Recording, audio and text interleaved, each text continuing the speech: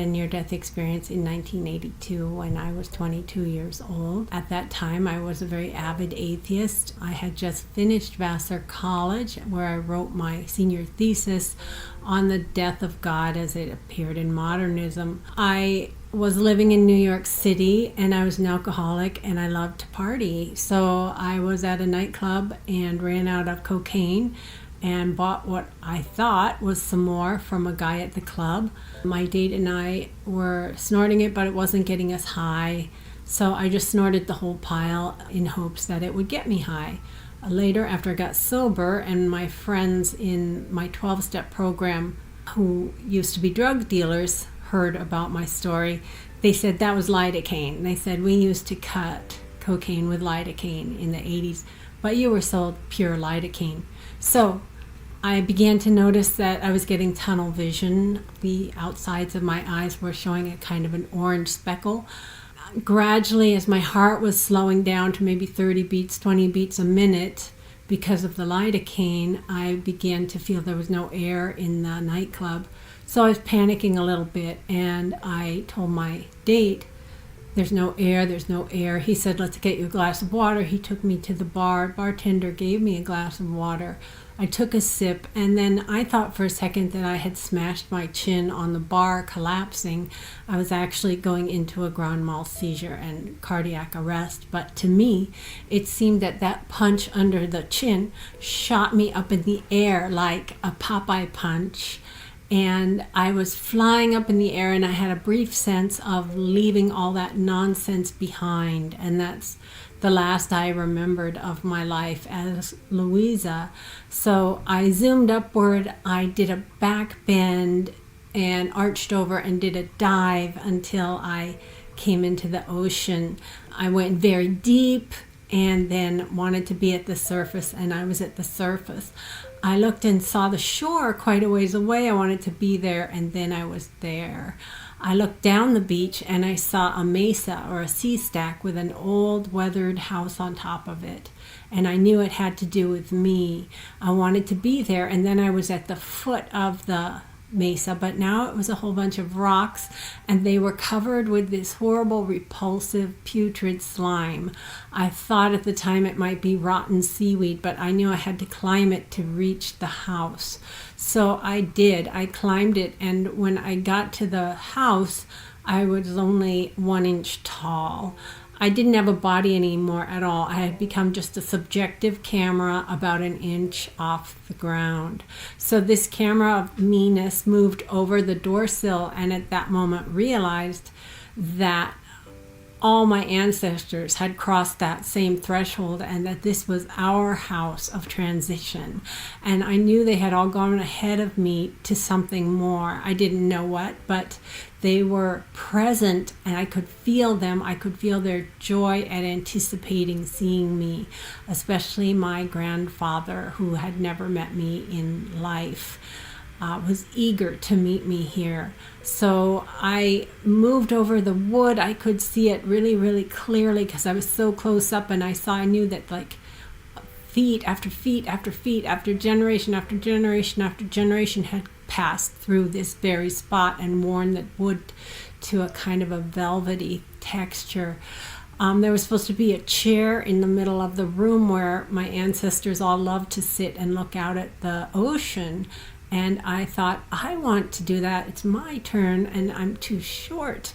And there was no chair. And so something in response to that seemed to catch me by my heart, though I didn't have a body, and pull me forward across the floor. I had a big sense of, whoa, what's happening? But a good one. And then I went up over the sill, and then I was flying over the ocean, and I was flying toward the sun, which was setting, so it was casting a kind of dappled path of light over the ocean. There were golden colors all around me. It's just the most beautiful sunset you can imagine, and I was zooming into it over the water. I felt such bliss and such joy. I could feel the speed of my zooming. And then I had a thought, wait a minute, people can't fly. Is this a dream? Is this real? and a voice answered me that I didn't expect. It was a very deep, powerful kind of voice. Not that I heard it, but I felt it in my mind, and it said more real than anything back there, meaning in my life. And I knew that it was right. So I got closer and closer to the sun. I became a little concerned that I was going to hit it and burn up, but instead I passed through a filament into the interior of the sun. And in the center of the sun was light. It was the light. It was all pervasive, just completely passed through me, in me, this feeling of bliss and love. So much love and warmth and goodness and happiness, and I felt complete. I became aware of a parent figure who was holding me, sort of sitting like a Buddha, but holding me like a little infant in his or her arms and just pouring love into me. You are so loved, and I just wanted to stay there forever. It was perfect. But then the parent said, "You can't stay, you're not done yet." And I threw a fit. The light went to complete blackness, and I said, "No!" And I had a sense of just like kicking and screaming and wanting to show the parent that I wanted to stay. The parent just said, "Case closed," and I was falling through blackness. It was the first time I felt afraid. And then I began to see in the darkness these chalk figures, stick figures drawn in chalk, and they were like little children's animations. They were doing cartwheels, they were going on swings, and they were saying these little nonsense nursery rhymes like, "How many fiddles make a flim-flam?" or "How many hippos make a hopscotch?" And I thought, well, it's nowhere near as good as the light, but this is something that the parent has given me to watch until I can go back to the light, because I knew I was going to go back to the light. I was determined I was going to get back there. And I was watching them just kind of hanging out, and then one of them sort of moved in closer and began to fill in like a dinner plate instead of a chalk circle. And his nursery rhyme that he kept saying was, "How many fingers? What is your name?" And I was just kind of like trying to see around him, and then I realized that he thought he was talking to me, and I realized that he thought he was separate from me, and then I realized I was back in the meat puppet. I was back in my body, and I was absolutely devastated. I felt I couldn't go back to such a primitive way of existing where we move these kind of squishy things down there in our mouths and burp out sounds, and that's a kind of code for communicating. It just seemed so primitive. But eventually I did answer him, and it turned out I was lying on the floor of the nightclub in a pool of sweat, maybe a gallon of sweat that had come out when I came to. And I ended up not going to the hospital because my date had gotten in some trouble for dealing drugs at college, and he did not want any more trouble. So we jumped in a cab and went back to my home, my apartment. The next day, I thought about what had happened, and it seemed to me I had a choice. I could either say what had happened to me was real, and then I would have to become good, and I would have to become religious. I would have to stop all my drinking, all my partying, all my sleeping around, all the things that I thought made me a badass, and I was not going to do that.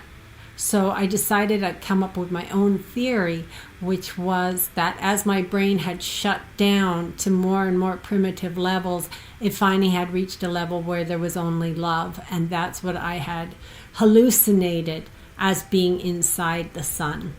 So here I was, 22, had this near-death experience, rejected it and continued to be an atheist. And that was all I wanted, was to go on with that life. But I was not permitted to, because the spirit world could reach me now and show me things and speak to me. My angel, as I now call the voice, has saved my life many times. One time I was at a light that turned green and he said, "Don't go." It was night. There was no one behind me. So I waited at the green light until I was like, what am I doing? And then a car came down the intersection going about 100 miles an hour and zoomed past where I would have been if I had gone. So many times he has been in touch with me, or have known things that I shouldn't know, or he has miraculously healed me. I call him Ignacio. I asked him one day, "Give me a name, I need something to call you besides Angel." I had wanted him to be a girl, but he's very much not. I said, "Give me a name so I can call you something besides Angel." He said, kind of sigh, and he said, "I've had so many names in so many languages, and you don't know any of those alphabets." And I said, "So what? Just give me something." Eventually, he gave me the name Ignacio, which is an Etruscan name from one of his most recent lifetimes.